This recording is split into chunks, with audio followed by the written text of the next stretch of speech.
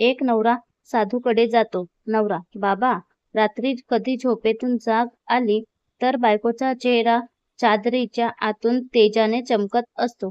कुठली तरी अद्भुत किरणे दिसतात. काय करू? साधू: अरे, पासवर्ड टाक मोबाईलला तुझ्या. एड्या, तुझा मोबाईल चेक करते ती. अल्पकथा. खाया पिया कुछ नहीं, ग्लास थोडा बारा आना.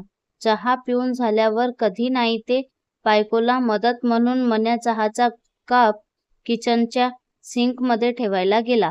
मन्या आणि शेजाऱ्यांचे किचन एकदम समोरासमोर आहे. शेजारीण घरातील जुनी चाळणी सिंकमध्ये धुत होती. बहुधा चाळणीच्या छिद्रातील कचरा नीट साफ झालाय का हे पाहायला त्या सुंदर शेजारणीने चाळणी वर उचलून नजरेसमोर धरली.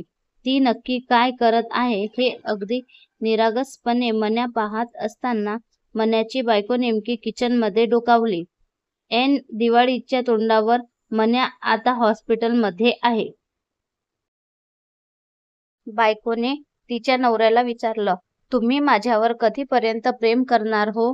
नवऱ्याने त्याच्या डोळ्यातील एक थेंब काढून समुद्राच्या पाण्यात टाकला आणि बोलला, हा अश्रूचा थेंब जोपर्यंत तू शोधून काढत नाही तोपर्यंत प्रेम करणार. हे पाहून बिचाऱ्या समुद्राला पण रडू आलं आणि तो बोलला, कुठून शिकता रे एवढं बायकोला चुना लावायला?